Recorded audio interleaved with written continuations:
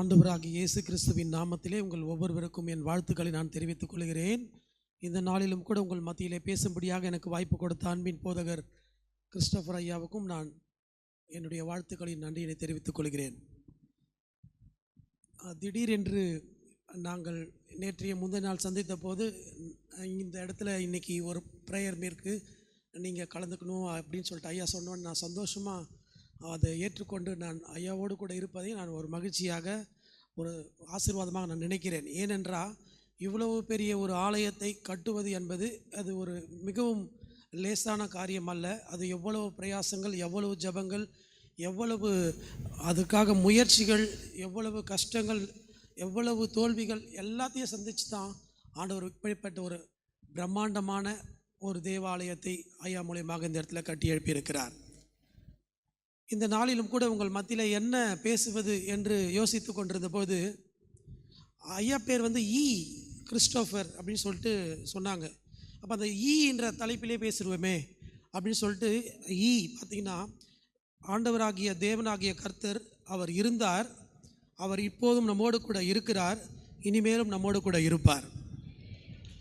அப்போது தேவனாகிய கர்த்தர் யார் கூட இருந்தார், யார் கூட இருக்கிறார், எப்போது நம்மோடு கூட அவர் வருகிறார் என்பதை குறித்து எனக்கு கொடுத்த நேரத்தில் நான் உங்களை பைபிள் படிக்க விட மாட்டேன். நான் அவுட்லைன் மட்டும் நான் சொல்லிட்டு போயிடுறேன். ஏன்னா என்னுடைய நேரத்தை நீங்கள் எடுத்துப்பீங்க, அதனால் அவுட்லைன் மட்டும் சொல்லிட்டு போகணுன்னு ஆசைப்படுறேன். பாருங்கள், ஆதியாகமம் 28வது அதிகாரம் 15வது வசனம், நீ போகிற இடமெல்லாம் உன்னை பாதுகாத்து நான் உன்னோடே இருந்து நீ போகிற இடத்திலெல்லாம் உன்னை காத்து இந்த தேசத்துக்கு உன்னை திரும்பி வர பண்ணுவேன், நான் உனக்கு சொன்னதை செய்யும் அளவும் உன்னை கைவிடுவதில்லை என்றார். ஆண்டவர் நமக்கு பாதுகாப்பை கொடுத்து திரும்பவும் நம்முடைய வீட்டுக்கு போய் சேரும் வரை அவர் நம்மை விட்டு விலகுவதும் இல்லை, நம்மை கைவிடுவதும் இல்லை. காலையில் ஒரு 8:40 என்ற மணி இருக்கும். நாங்கள் அந்த சாங் வீடியோ ரெக்கார்டிங் முடிச்சுட்டு காரில் நாங்கள் பிரயாணமாய் வந்து கொடுக்குறோம். திடீர் என்று ஒரு சத்தம் டமால் என்று கேட்டது. நான் தான் கார் ஓட்டி கொண்டிருக்கிறேன். கார் வேகமாக ஹைவேல போய் கொண்டிருக்கிறது. அந்த காருடைய ஃப்ரண்ட் பேனட்டை ஓப்பன் ஆகிட்டு அப்படியே வந்து கண்ணாடியில் அடிச்சிச்சு. கேட்டது ஒரு சத்தம். நான் நினைத்தது போயிடுச்சுன்னா நம்ம லைஃப் மொத்தம். ஆனால் இல்லைப்பா, நீ பேசுறது தான் ஆண்டவருடைய சித்தம்பான்னு சொல்லிட்டு ஆண்டவர் என்னை ஜீவனை கூட எடுத்துன்னு. அப்போ இந்த வசனம் எப்படி கோயின்சைட் ஆகுதுன்னு தான் நான் உங்களுக்கு கிட்ட ப்ரூஃப் பண்ண விரும்புகிறேன். அந்த ஆதியாகமம் 28:15 படி உபாகமம் 31:6, உபாகமம் 31:8 என்ன சொல்கிறது நீங்கள் படிப்பீர்கள் என்றால், அந்த வார்த்தை இந்த செய்தி கொடுக்க இந்த ஆலயத்துக்கு வரும்பொழுது தேவனாகிய கர்த்தர், நான் கடந்த காலத்திலே மாத்திரம் உன்னோடு கூட இருந்து விட்டு செல்லவில்லை, இப்பொழுதும் நான் உன்னோடு கூட இருந்து கொண்டிருக்கிறேன் என்பதை நிரூபித்து காண்பித்தார். அது எப்படி என்று நாம் படிக்க கேட்கலாமா? நீங்கள் பலன் கொண்டு திடமனதாக இருங்கள், அவர்களுக்கு பயப்படும் திகைக்கவும் வேண்டாம், உன் தேவனாகிய கர்த்தர் தாமே உன்னோட கூட வருகிறார், அவர் உன்னை விட்டு விலகுவதும் இல்லை, உன்னை கைவிடுவதும் இல்லை என்று சொன்னான். அதே தேவனாகிய கர்த்தர் எங்களோடு கூட அந்த வாகத்தில் வந்ததினால் எங்களை அவர் கைவிடவும் இல்லை, அவர் விட்டு எங்களை விலகவும் இல்லை. நாங்கள் 4 பேரும் ட்ராவல் பண்ணி கொண்டிருக்கிறோம். திடீரென்று கண்ணாடி மேலே அதை உடச்சி, கண்ணாடி உடஞ்ச உடனே ஹைவேல என்ன பண்ணுறதுன்னு தெரியல. இப்போ நடந்துச்சு 2 ஹவர்ஸ்க்கு முன்னாடி. அப்பொழுது நாங்கள் திகைத்து நிற்கும்போது அந்த வழியாக வந்த ஒரு காவல்துறை அதிகாரி அவருடைய புல்லட்டை நிறுத்திட்டு அவர் வந்து அதை ஹெல்ப் பண்ணி அதுக்கப்புறம் நாங்கள் சர்ச்சுக்கு வந்து இந்த மெசேஜ் நான் கொடுத்துனுக்கிறேன். என்ன நான் சொல்ல வரேன்னா, அவர் இருந்து விட்டு போகிற தெய்வம் மட்டுமல்ல, அவர் நம் ஜீவனோடு கூட இருக்கிற வரைக்கும் இந்த உலகத்தில் நம்மோடு கூட இருக்கிறவர். நீங்கள் மத்தேயு 28:20 நீங்கள் படிப்பீர்கள் என்றால், இது உலகத்தின் முடிவு பரியந்தம் நான் உங்களோட கூட இருக்கிறேன் என்று கர்த்தர் நமக்கு வாக்கு கொடுத்ததை போல இன்றைக்கு அவர் எங்களோடு கூட அந்த பிரயாணத்தில் வந்தார். அவர் எங்களுக்கு பாதுகாப்பை தந்தார். அவர் எங்களை உயிரோடு கூட, ஜீவனோடு கூட, சுகத்தோடு கூட, பலத்தோடு கூட இந்த இடத்துல எப்படியாச்சும் செய்தி கொடுக்கணும்னு சொல்லிட்டு ஐயா கொடுத்த அழைப்பை ஏற்று இதை கொடுத்தே ஆகணும்னு சொல்லிட்டு முயற்சியோடு கூட இன்னைக்கு பேசுவதற்கு வாய்ப்பு கொடுத்தார். அப்படிப்பட்ட தேவனை நாம் வணங்குவதற்கு முன்பதாக ஒரு கோரஸை பாடி நம்ம செய்திக்குள்ளே கடந்து செல்லலாம். இன்றை தினமதிலும் ஒருமித்து கூடவும் நாமத்தினால்,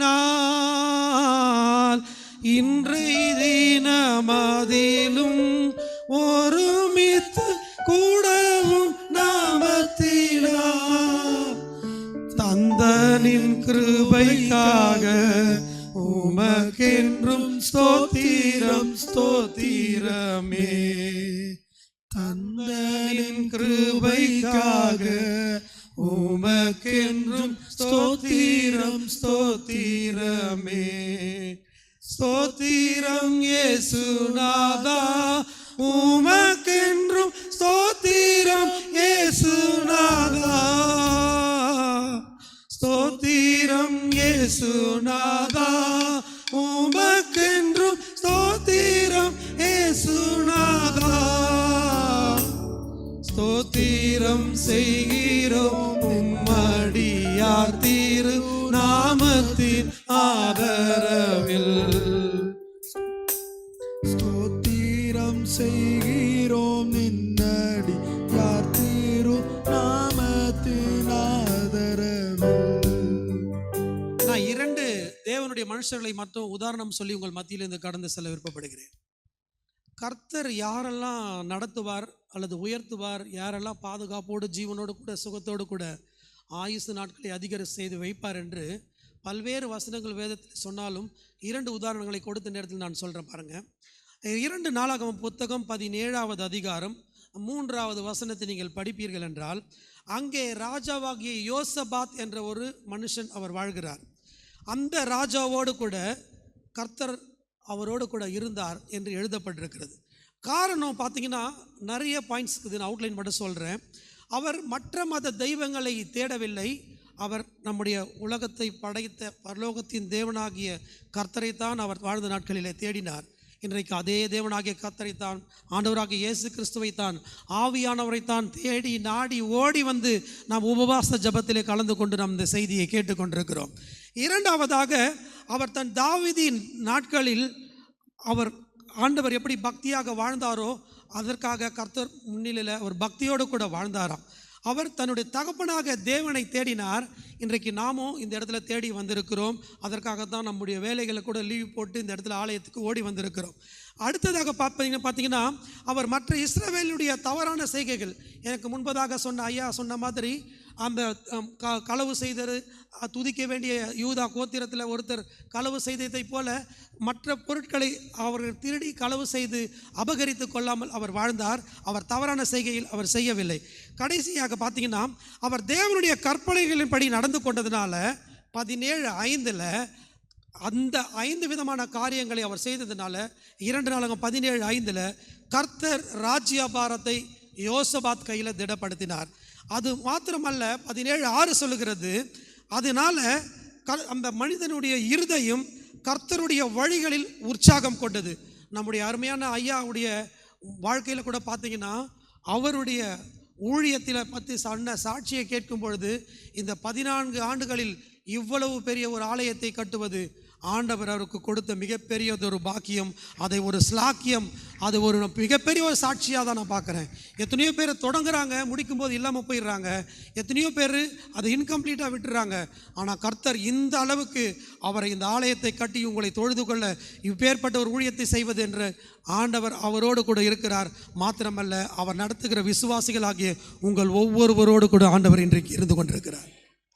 நீங்கள் உபாகமம் 31:8 நீங்கள் படிப்பீர்கள் என்றால், உபாகமம் 31:8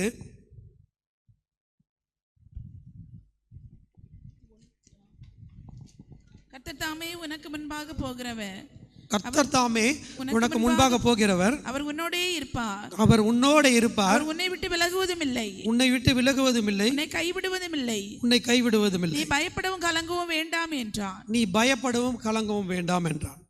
இப்போ பாருங்க, இந்த இடத்துல நான் என்ன சொல்ல வரேன்னா, இருந்தார் என்பதற்கு யோசபாத்தோடு கூட கர்த்தர் இருந்தார். ஆதியாகமம் 39:2 நீங்கள் படிச்சுன்னா அந்த இடத்துல கர்த்தர் அந்த பக்திமானோடு கூட இருந்தார் என்று யோசுவா 6வது அதிகாரம் 2:7, நியாயாதிபதிகள் 1:22, 1 சாமுவேல் 3:19 சொல்லிட்டு நிறைய வசனங்கள் நம்ம பாயிண்ட் அவுட் பண்ணலாம். அவர் நம்மோடு கூட இருக்கிறார் அப்படின்னு சொல்லிட்டு நம்ம மாத்திரமல்ல, நம்மோடு கூட வாழ்கிற நம்முடைய உறவினர்கள், நண்பர்கள், தெரிந்தவர்கள் அல்லது அலுவலகத்தில் ஒர்க் பண்ணுறவங்களாம் சாட்சி சொல்கிற அளவுக்கு பைபிளில் பல இன்சிடென்ட்ஸ் எழுதப்பட்டிருக்கிறது. நான் ஒரு உதாரணம் மாத்திரம் சொல்கிறேன். இருந்தார் என்பதற்கு நம்ம பார்த்தோம், இருக்கிறார் கர்த்தர் நம்மோடு கூட, நம் ஒவ்வொருவரோடு கூட இருக்கிறார். ஆதியாகமம் 26வது அதிகாரம் 28வது வசனத்தை நாம் படிக்க கேட்கலாம். இங்கே ஒரு மனிதன், யார் அந்த மனிதன்? ஆபிரகாமின் குமாரனாகிய ஈசாக்கு என்ற ஒரு மனிதனை குறித்து அங்கே எழுதப்பட்டிருக்கிறது. அந்த ஈசாக்கு அவர் போயிட்டு துறவை வெட்டும் பொழுது 3 முறை அந்த துறவை அவங்க துத்து போட்டாங்க. ஆனாலும் கர்த்தர் அவர்களோடு கூட இருக்கிறார் என்பதை யார் சொன்னது? அவரை அபிமெலேக்கு என்ற ஒரு ராஜா துரத்துறார். இந்த இடத்துல நீ இருக்காத, நீ வந்த பிறகு நீ தான் வர வர விருத்தி அடைந்து பெரியவராகிற, எங்கள் இடத்துல தண்ணி வர மாட்டேங்குது, நீ இங்கே போய் தோன்ற துறவெல்லாம் தண்ணி வருதுன்னு சொல்லிட்டு அவர் அந்த இடத்த விட்டு துரத்திட்டு அனுப்பிட்ட பிறகு அந்த அபிமெலேக் ராஜாவோடு கூட யார் யார் வந்தாங்க படிக்க கேட்கலாமா? அதற்கு அவர்கள், நிச்சயமாய் கர்த்தர் உம்மோடே கூட இருக்கிறார் என்று கண்டோம். ஆகையால் எங்களுக்கும் உமக்கும் ஒரு ஆணை ஏற்பாடு உண்டாக வேண்டும் என்று நாங்கள் நிர்ணயம் பண்ணினோம். 28:16 படிக்கலாமா? ஆதியாகமம் 28:16. யாக்கோபு நித்திரை தெளிந்து விழித்த போது, மெய்யாகவே கர்த்தர் இந்த ஸ்தலத்தில் இருக்கிறார், இதை நான் அறியாதிருந்தேன் என்றார். பாருங்க, இன்னொருத்தர் 31:5 கூட படிங்க. ஆதியாகமம் 31:5. அவர்களை நோக்கி, உங்கள் தகப்பனுடைய முகம் நேற்று முந்தைய நாள் இருந்தது போல இருக்கவில்லை என்று எனக்கு தோன்றுகிறது, ஆனாலும் என் தகப்பனுடைய தேவன் என்னோட கூட இருக்கிறார். பாருங்க, அங்க யாக்கோபு என்ற ஒரு மனுஷன் அவர் மாமனாராகிய லாபான் வீட்டில் இருந்தப்போ அவர் அடிக்கடி சம்பளத்தை மாற்றி கொடுக்குறார்.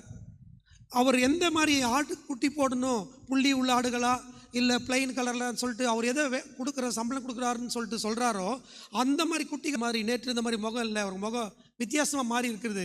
ஆனாலும் என் தேவனாகிய கர்த்தர் என்னோடு கூட இருக்கிறார். இந்த இடத்துல ஈசாக்கோடு கூட கர்த்தர் இருந்தார் என்று அபிமெலேக்கு என்ற ராஜா சொல்கிறாரு ஆதியாகமம் 26:28. ஆனால் 28:16, 31:5 என்ன சொல்கிறாங்க பார்த்தீங்கன்னா, யாக்கோபோடு கூட கர்த்தர் இருந்தார். 39வது அதிகாரம் 3வது வசனத்தில் கர்த்தர் யாரோடு கூட இருக்கிறார் என்று சொன்னார் படிக்க கேட்போமா? அவனோடு இருக்கிறார் என்றும் அவன் செய்கிற யாவையும் கர்த்தர் வாய்க்க பண்ணுகிறார் என்றும் அவன் எஜமான் கண்டு யோசேப்பினிடத்தில் தயவு வைத்து. பாருங்க, யோசேப்பு என்ற ஒரு மனிதன் கர்த்தர் அவனிடத்தில் இருக்கிறார் என்றும் அவனிடத்தில் தயவு வைத்திருக்கிறார் என்றும் யோசேப்பு இருந்த அவருடைய எஜமான் கண்டு அவர் சாட்சி சொல்றார். இன்னைக்கு நம்முடைய பாஸ், நம்ம எங்கே ஒர்க் பண்ணுறோமோ அந்த அலுவலகத்தில் இருக்கிற அந்த முதலாளியோ இல்லை ஒரு கம்பெனி மேனேஜரோ இல்லை ஒரு ஸ்கூல் ஹெட்மாஸ்டரோ இல்லை நம்ம ஒர்க் பண்ணுற ஒரு ஆஃபீஸில் நமக்கு மேல் அதிகாரிகள் கர்த்தர் இவர்களோடு கூட இருக்கிறார், இவர்களோடு கூட கர்த்தர் இருந்து இந்த காரியத்தை செய்கிறார், கர்த்தர் இவர்களை பாதுகாக்கிறார், இவர்களை எவ்வளவு பிரச்சனைகள் வந்தாலும், எவ்வளவு அவமானங்கள் வந்தாலும், எவ்வளவு பண கஷ்டங்கள், எவ்வளவு வியாதிகள் அல்லது மரித்து போகலாம் என்று பல்வேறு விதமான சரீர கஷ்டங்கள் வந்தாலும் கூட, மன உளைச்சல்கள் வந்தாலும் கூட, பல வேதனைகள், போராட்டங்கள், நிந்தைகள், அவமானங்கள், பல தவறான பேச்சுகள் வந்தாலும் கூட நம்மை கர்த்தர் பாதுகாக்கிறார் என்று நம்முடைய உறவினர்களோ நம்முடைய நண்பர்களோ நம்மோடு கூட பணிபுரிவர்களோ சொல்ல முடியுமா என்று யோசித்து பார்த்தால், நம்முடைய ஐயா சொன்ன மாதிரி, நம்முடைய பாஸ்டர் கிறிஸ்டோபர் ஐயா சொன்னார், ஒரு மனுஷன் ஆசீர்வாதத்தை பெறுவதற்கு மிகப்பெரிய தடை அவன் நடந்து கொள்ளுகிற செயல்கள், அவன் எப்படி நடந்து கொள்கிறான் கர்த்தருக்கு முன்பதாக தான் அவனுடைய ஆசீர்வாதங்கள் தடைப்பட்டு போகும் என்று சொன்னாங்க. அதே மாதிரி தான் இந்த இடத்துல கர்த்தர் யார் யார் கூட இருந்தார் என்று பல்வேறு விஷயங்கள் எழுதப்பட்டிருக்கிறது. யோசுவா 1:9 நீங்கள் படிக்க கேட்கலாமா? கர்த்தர் இந்த யோசுவா கூட எப்படி இருந்தார், அதை எப்படி சொன்னாங்க பாருங்க, படிக்கலாம். நான் உனக்கு கட்டளையிடவில்லையா, பலங்கொண்டு திடமானதாயிரு, திகையாதே கலங்காதே, நீ போகும் இடமெல்லாம் உன் தேவனாகிய கர்த்தர் உன்னோடே இருக்கிறார் என்றார். பலம் கொண்டு திடமனதாயிரு, உன் தேவனாகிய கர்த்தர் நீ போகும் இடம்லாம் உன்னோடு கூட இருக்கிறார். இப்போ நாங்கள் அங்கேருந்து 700 கிலோமீட்டர்ஸ் வந்தோம். நேற்று அந்த காரில் நாங்கள் பல்வேறு ஹில்ஸ்லாம் போனோம். அப்போல்லாம் எங்களுக்கு ஒன்றும் ஆகலை. ஒரு ஃப்ளாட் ரோடு சாதாரணமாக அதில் ஆகிறதுக்கு சான்ஸே இல்லை. ஆனால் அந்த இடத்துல அப்படிப்பட்ட ஒரு போராட்டம், அப்படிப்பட்ட ஒரு மிகப்பெரிய ஒரு விபத்து, ஒரு ஆபத்து. ஆனால் கர்த்தர் எங்களோடு கூட இருந்ததினால் இன்றைக்கு நாங்கள் உங்கள் மத்தியிலே ஜீவனோடு கூட இந்த செய்தியை கொடுத்து கொண்டோம், இந்த ஆராதனையில் கலந்து கொண்டோம். நீங்கள் பாடின ஒவ்வொரு பாடல் உங்களோடு கூட இணைந்து ஆண்டவரை பாடி அவரை அகமகிழ்ந்து தொழுது கொண்டு இந்த நேரத்திலே சாட்சியாக ஒரு செய்தியை கொடுக்க கர்த்தர் எங்களை ஜீவனோடு கூட வைத்திருக்கிறார். இன்றைக்கு நீங்கள் தான் போய் சொல்லணும் சாட்சி. யார், நான் ஏன் சொல்ல வேண்டும், நான் எப்படி செய்ய வேண்டும்? இந்த பூலோகத்தில் நமக்கு ஒவ்வொருத்தருக்கும் சந்தோஷம் எப்படி வரும்? நான் ஒருவேளை ஒரு நல்ல ட்ரெஸ் போடணும்னு ஆசைப்பட்டா அதை பாஸ்டர் வாங்கி கொடுத்தாருன்னா அந்த அங்கே சபையில் இருக்கிற விசுவாசிங்க ஆசைப்படலாம், அந்த சந்தோஷப்படலாம். ஒரு கிறிஸ்மஸ்க்கு ட்ரெஸ் வாங்கி கொடுத்தா, இல்லை நம்ம அப்பா அம்மா ஒரு ட்ரெஸ் வாங்கி கொடுத்தா அந்த பிள்ளைகள் சந்தோஷப்படலாம். ஒரு ஃபோன் கேட்டாங்கன்னா பிள்ளைங்களுக்கு அப்பா அம்மா வாங்கி கொடுத்தா சந்தோஷப்படலாம். ஆனால் இந்த இடத்துல ஒவ்வொருத்தருடைய சந்தோஷம் it will be depends on the mind of the people. ஒவ்வொருத்தருடைய மனநிலைமைக்கு ஏற்ற மாதிரி மாறும். இப்போ எனக்கு கார் வேணும், அதை எங்கள் வீட்டில் வாங்கி கொடுத்தா நான் சந்தோஷப்படுவேன். இல்லை எனக்கு ஃபோன் வேணும், எங்கள் வீட்டில் வாங்கி கொடுத்தா நான் சந்தோஷப்படுவேன் அப்படின்னு சொல்லிட்டு பிள்ளைகள் தாங்கள் விரும்புகிற காரியத்தை உலக பிரகாரமான தன்னுடைய தாய் தகப்பன் வாங்கி கொடுத்தால் சந்தோஷப்படுகிறார்கள். பட் பரலோகத்தை இந்த பூலோகத்திலிருந்து நம்மளால் சந்தோஷப்படுத்த முடியும். இந்த தோவாலை பகுதியில் இருக்கிற நம்முடைய சபையிலிருந்து பரலோகத்தை நாம் சந்தோஷப்படுத்த முடியும். எப்படி? லூக்கா 15:7 சொல்கிறது, மனம் திரும்ப அவசியமில்லாத 99 நீதிமான்களை குறித்து அல்ல, மனம் திரும்புகிற ஒரே ஒரு பாவி நிமித்தம் பரலோகத்தில் மிகுந்த சந்தோஷம். அதே 15:10 சொல்லுகிறது லூக்கால, தூதர்களுக்கு முன்பதாக இந்த மனம் திரும்புகிற ஒரு ஆத்துமாவின் நிமித்தம் தூதர்கள் சந்தோஷப்படுகிறார்கள். இப்போ நம்ம பரலோகத்தை சந்தோஷப்படுத்தணுமா, தூதர்களை சந்தோஷப்படுத்தணுமா, இல்லை நம்ம மட்டும் செல்ஃபிஷாக நமக்கு தேவையான இந்த ட்ரெஸ்ஸோ நமக்கு தேவையான இந்த உலக பிரகாரமான எக்யூப்மெண்ட்ஸ் பொருட்களையோ வாங்கி நாம் சந்தோஷமாக இருக்கிறோமா? இன்றைக்கி நம்ம எப்படி இருக்கிறோம் பார்த்தீங்கன்னா, அந்த லூக்காவின் புத்தகம் 8வது அதிகாரம் 39 படிச்சுன்னா, அங்கே லேகியோன் என்ற ஒரு மனுஷன் உண்டு. அந்த லேகியோனிடமிருந்து இயேசு கிறிஸ்து பல்வேறு பிசாசுகளை துரத்தினார். அப்போது அந்த பிசாசுகள் துரத்தின உடனே அவன் வந்து ஆண்டவருடைய பாதத்தில் உட்காந்து வசனத்தை கேட்கும்போது அவன் சொல்கிறான், நான் என்ன செய்யணும்னு, நீ போய் தேவன் உனக்கு செய்தவைகளை இந்த ஊரில் அறிவின்னு சொல்கிறார். அப்போது ஃபஸ்ட்டு அவன் தேவன் யார் என்பதை அறிந்து கொண்டான். ரெண்டாவது அவன் தேவன் யார் என்பதை அறிவிக்க சென்றான். அப்போ பார்த்தீங்கன்னா அவன் அந்த தெக்கப்போலி என்ற அந்த பட்டணம் முழுசும் அவன் போய் அறிவித்தான். ஒரு கொஞ்சம் அந்த அதிகாரம் 39 வருஷத்துக்கு முன்னாடி மேலே படிச்சிங்கன்னா 1லிருந்து 30 வசனங்களுக்குள்ளே நீங்கள் படிச்சிங்கன்னா அவனோட ஹிஸ்ட்ரி எப்படி இருக்குதுன்னா, அவன் வஸ்திரம் இல்லாது இருந்தான், அவன் 3 வேளை ஆகாரம் இல்லாது இருந்தான், அவன் சொந்தமாக வீடு இல்லாமல் இருந்தான், அவன் மனைவி பிள்ளைகள் என்று குடும்பம் இல்லாமல் இருந்தான், அவன் பைத்தியக்காரன் எனப்பட்டான், அவன் கல்லால் அடித்து துரத்தப்பட்டான், கல்லறையில் வாழ்ந்தவனாக இருந்தான். இன்றைக்கி நம்ம இது அனைத்தையும் நாம் பெற்றுக்கொண்டிருக்கிறோம். 3 வேளை சாப்பிட்றோம், முழுசாக ஆண்டவர் ட்ரெஸ் போட கிருபை செஞ்சிருக்கிறாரு. அது மாத்திரம் நம்ம பைத்தியம் இல்லாமல் நம்முடைய வேலைகளை நம்மளே செய்கிற அளவுக்கு நம்ம நல்லா யார்கிட்ட என்ன பேசணும் ஞானத்தையும் புத்தியும் அறிவையும் நம்ம கொடுத்துருக்கிறாரு. கல்லால் அடித்து துரத்துகிற அளவுக்கு நம்ம தரம் கெட்டு தவறான முறையில் பைத்தியக்காரனை போல் நம்ம நடக்கவில்லை. மனைவி பிள்ளைகள் என்று நமக்கு ஒரு குடும்பத்தை கொடுத்திருக்கிறார். நமக்கு வாடகை வீடையோ சொந்த வீடையோ ஒரு வீட்டை கொடுத்திருக்கிறார்.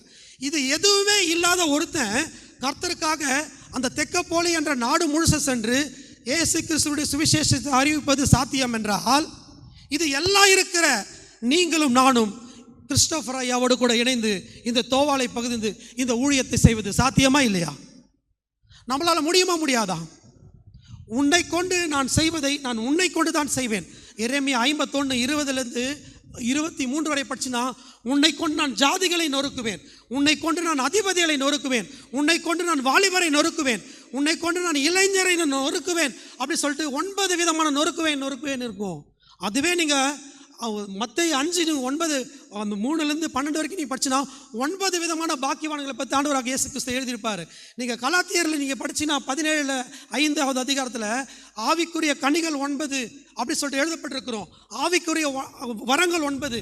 இன்னைக்கு நம்ம என்ன செய்து கொண்டிருக்கிறோம்? நமக்காக ஜீவனை கொடுத்த ஆண்டவராக இயேசு கிறிஸ்துவுக்காக நாம் இந்த சபையிலே உறுப்பினராக சேர்ந்து நாம் செய்தது என்ன?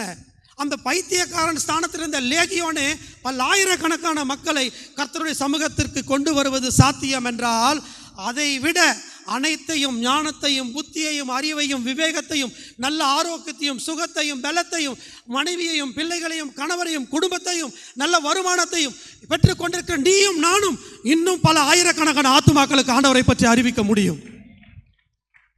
ஏன் சொன்னீங்கன்னா, ஆண்டவர் இந்த உலகத்தை விட்டு எடுத்துக்கொள்ளப்படும் பொழுது ஆதியாக மத்தேயு 28வது அதிகாரம் 19வது வசனத்தில் சொல்றாரு, நீங்கள் உலகம் எங்கும் புறப்பட்டு போய் சகல ஜாதிகளையும் சீஷராக்குங்கள். அந்த சீஷராக்க வேண்டிய நம்முடைய கடமை. ஞானஸ்தானம் கொடுத்து அவங்களை வழிநடத்துவது நம்முடைய மேய்ப்பர் பாஸ்டரையாவுடைய கடமை. அந்த முதல் கடமையை விசுவாச பிள்ளைகளாகிய நீங்கள் நானும் செய்து கொண்டிருக்கிறோமா? அந்த இடத்துல பார்த்தீங்கன்னா, யோவான் 4வது அதிகாரத்தில் சமாரிய ஸ்திரீ அவங்க போயிட்டு தண்ணி மொண்டிருக்கிறாங்க. சீகார் என்ற ஒரு கிராமத்தில், தோவாலை மாதிரி ஒரு கிராமத்தில், நான் இஸ்ரேலுக்கு பல முறை போயிருக்கேன், நான் பார்த்துருக்கேன். அந்த இடத்துல தண்ணி மொண்டு கொண்டிருக்கும் போது சமாரி ஸ்திரீ பார்த்து இயேசு கிறிஸ்து, நீ என் தாகத்துக்கு குடிக்க கொஞ்சம் தண்ணீர் கொடு என்று கேட்கிறார். நீர் யூதனாக இருக்க நான் சமாரியனுக்கு நான் எப்படி கொடுப்பது? நீ கொடுக்கிற தண்ணி திரும்பவும் தாகம் உண்டாகும், ஆனால் நான் கொடுக்கிற தண்ணீரோ உனக்கு ஜீவ தண்ணீர், அது உனக்கு தாகத்தை உண்டாக்காது, மரணம் வரைக்கும் இந்த உலகத்தில் இருக்கிற வரைக்கும் உனக்கு தாகம் உண்டாக்காது ஜீவ தண்ணீர் சொல்கிறாரு. அந்த ஜீவ தண்ணீரை கொடுத்த கர்த்தருக்கு நீ எதை கொடுத்தாய்? போய் உன் கணவரை அழைத்து கொண்டு வா. எனக்கு கணவர் இல்லை. அப்போ இயேசு கிறிஸ்து ஒரு ப்ராஃபட்டிக்கல் வேர்ட் சொல்கிறார், உனக்கு 5 புருஷர்கள் இருந்தார்கள். நீங்கள் நல்லா யோசிச்சு பாருங்கள். இங்கே இருக்கிற ஒருத்தர் சென்னையில் ஒரு மனைவி, பெங்களூரில் ஒரு மனைவி, திருச்சியில் ஒரு மனைவி, மதுரையில் ஒரு மனைவி, இங்கே ஒரு மனைவி, 5 மனைவியோட ஒருத்தர் கணவர் வாழறாருன்னு வச்சுங்க. அவர் நம்ம சர்ச்சுக்கு ஜெபம் பண்ண வரும்போது, கிறிஸ்டோபர் ஐயா தம்பி உனக்கு 5 மனைவிகள் உண்டு, நான் உட்கார வந்து ஜெபம் பண்ணுவான்னு நினைக்கிறீங்க அவர் கையில்? ஐயோ, நம்ம அந்தரங்க பாவத்தை யாருக்குமே, மற்ற மனைவிகளுக்கே அல்லது கணவருக்கே தெரியாமல் வாழ்ந்த நம்ம அந்தரங்க பாவத்தை இந்த தீர்க்கதரிசனமாய் இவர் சொல்லுகிறார். இவர் ஒரு தீர்க்கதரிசின்னு சொல்லிட்டு நெறி தவறி, குறி தவறி, வாழ்க்கை முறை தவறி வாழ்ந்த ஒரு பெண் ஓடி போயிட்டு இந்த சீகார் ஊரில் இருக்கிற அனைவருக்கும் இயேசு கிறிஸ்து யார் என்பதை அறிவிப்பது உண்மை என்றால், நெறி தவறாமல், குறி தவறாமல், பக்தி தவறாமல், முறை தவறாமல் வாழ்ந்து கொண்டிருக்கிற என் அன்பு சகோதரியே, என் அன்பு சகோதரனே, நீ எத்தனை பேருக்கு ஆண்டவராக இயேசு கிறிஸ்துவை அறிமுகம் செய்திருக்கிறாய்? Where you are, how you are, எப்படி இருக்கிறாய்? ஊழியத்தின் பாதையிலே நாம் நம்மை சந்தோஷப்படுத்துகிற உலக பிரகாரமான ஒரு வருமானத்தை வேலை செய்து ஒரு குடும்பத்திலே மனைவி பிள்ளைகளோடு கணவரோடு கூட வாழ்ந்து கொண்டு நாம் நல்லா சாப்பிட்டா போதும், நல்லா தூங்கினா போதும், நம்ம பிள்ளைகளுக்கு சொத்து சேர்த்து வச்சா போதும். This is not only for the purpose of the creation. இது மட்டும் நம்ம படைக்கப்பட்டதின் நோக்கம் அல்ல. ஆண்டவருக்கு என்றும் நீ அகிலமெங்கும் செல், ஆண்டவருடைய ஊழியத்தை பற்றி சொல் அப்படின்ற விஷயத்தான் அந்த சமாரிய ஸ்திரீயே இடத்துலேருந்து இந்த லேகியோன் இடத்துல நம்ம கற்றுக்கொள்கிறோம்.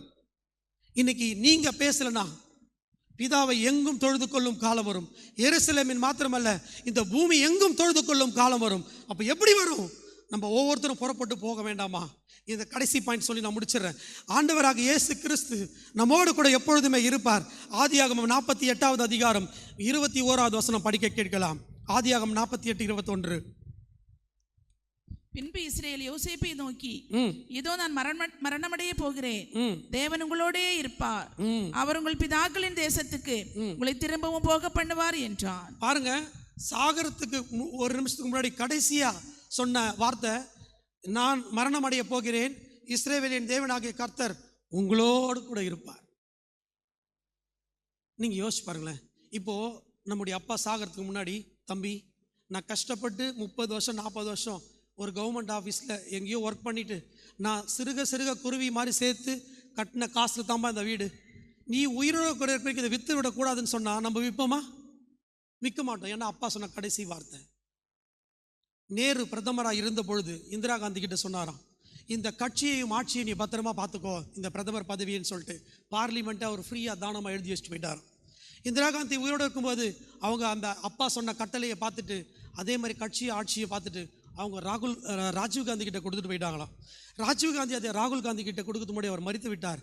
ஒரு உலக பிரகாரமான பிரதமர் ஸ்தானத்தில் இருந்த ஒரு அரசியல் தகப்பன் தன் பெற்றெடுத்த மகள் கிட்ட சொன்னது தன் மகள் நிறைவேற்றுவது உண்மை என்றால், அந்த மகள் தாயார் சொன்னதை அவருடைய மகன் நிறைவேற்றுவது உண்மை என்றால், உன்னையும் என்னையும் படைத்த பிதாவாகிய தேவன் கர்த்தராக இயேசு கிறிஸ்து ஆவியானவருடைய சித்தத்தில் நீங்கள் வாழ்ந்து கொண்டிருப்பது உண்மை என்றால், அவர் பரலோகத்துக்கு போகிறது முடியும். ஆண்டவராக இயேசு கிறிஸ்து சொன்னார், நீங்கள் உலகம் எங்கும் புறப்பட்டு போங்க, சர்வ சிஷ்ய சுவிசேஷத்துக்கு பிரசங்கிங்க, நான் உங்களோடு கூட இருக்கிறேன், அவங்களுக்கு பிதா குமாரன் பரிசுத்த ஞானஸ்தானம் கொடுங்கன்னு சொல்லிட்டு, that is the great command of Jesus Christ.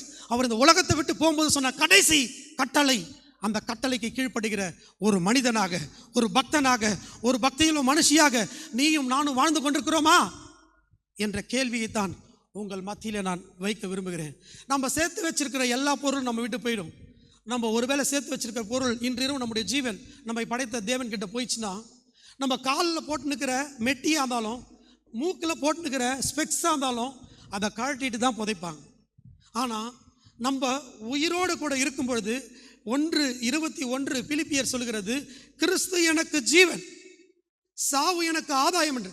அந்த ஜீவனாகிய ஆண்டவராகிய இயேசு கிறிஸ்துவை நீங்கள் நினைப்பீர்கள் என்றால், உங்களுக்காக ஜீவனையே தந்தவர் இப்படிப்பட்ட கார் ஆக்சிடென்ட்லையோ ரோடு ஆக்சிடென்ட்லையோ உங்கள் ஜீவனை எடுக்க அவர் விட்டு விடுவாரா? உங்களை என்றைக்கும் கைவிட மாட்டார். புலம்பல் 3:31 சொல்லுகிறது, ஆண்டவராகிய கர்த்தர் உங்களை என்றென்றைக்கும் கைவிட மாட்டார். எபிரேயர் 13:5 சொல்கிறது, நான் உன்னை விட்டு விலகுவதும் இல்லை, உன்னை கைவிடுவதும் இல்லை என்று சொல்கிறது. 52:12 ஏசாயா சொல்கிறது, கர்த்தர் உங்கள் முன்னே போகிறவராய் இருப்பார். இஸ்ரவேலின் தேவன் உங்கள் கார் பின்னாடி, நீங்கள் போகிற எந்த வாகனம், ஃப்ளைட்டாக இருந்தாலும் பைக்காக இருந்தாலும், நீங்கள் போகிறது நடந்து போனாலும் உங்கள் பிறகு உங்களை காக்கிறவராய் இருப்பார்.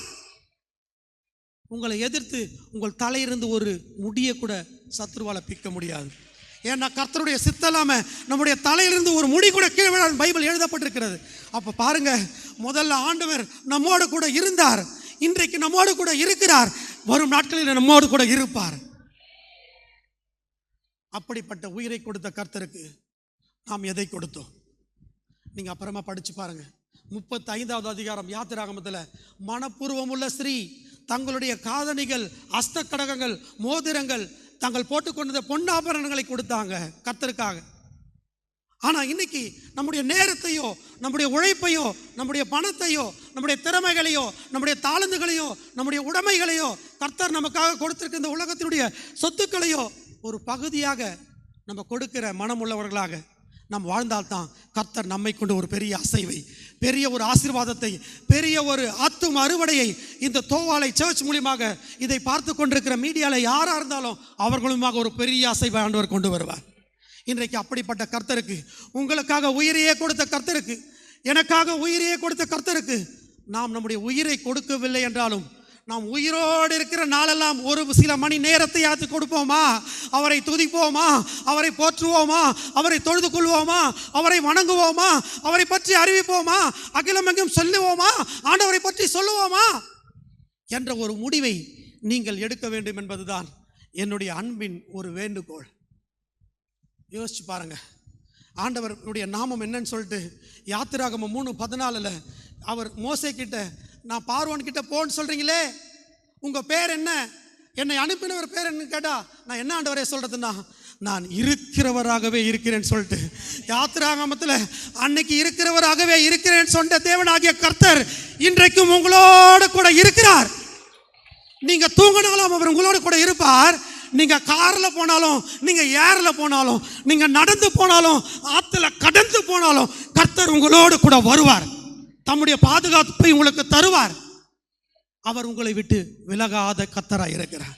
அப்படிப்பட்ட தேவனுக்கு நான் இந்த உலகம் எங்கும் செல்லுவேன், நான் சுவிசேஷத்தை சொல்லுவேன் சொல்லிட்டு சீகன் பால்க் என்ற ஒரு மனுஷன் 16 வயசு, அவர் காலேஜ் முடிச்சுட்டு வீட்டுக்கு போகும் பொழுது அவங்க அம்மா மரித்து போயிட்டு பைபிள் கையில் இப்படி வச்சுட்டு தூங்கிட்டு இருக்காங்க. இவர் போயிட்டு அந்த வீட்டினுடைய கதவை திறந்து பார்த்தா அந்த பைபிளில் ஒரு விரல் அதை ஓப்பன் பண்ணி பார்த்தா, மகனே, இந்த உலகத்தில் எல்லா அப்பா அம்மாவும் மரிக்கும் போது தன் பிள்ளைகளுக்கு அசையா சொத்துக்கள், அவங்க பல ஆஸ்திகள் அப்படி சொல்லிட்டு வச்சுட்டு போகிறாங்க, பேங்க்கில் பணம் பேலன்ஸ்ன்னு சொல்லிட்டு. நான் வச்சுட்டு போகிற சொத்து வேறு எதுவும் இல்லைப்பா, உலகத்திலே விலை மதிப்பற்ற இந்த வேத புத்தகம்னு சொல்லிட்டு அவங்க அதை எழுதி வச்சு செத்துட்டாங்களாம். சீகன் பால்கால அந்த ஒரு அந்த நிகழ்ச்சியை பார்த்தவொடனே அதை ஏற்றுக்கொள்ள முடியவில்லை, அதை தாங்கிக் கொள்ள முடியவில்லை.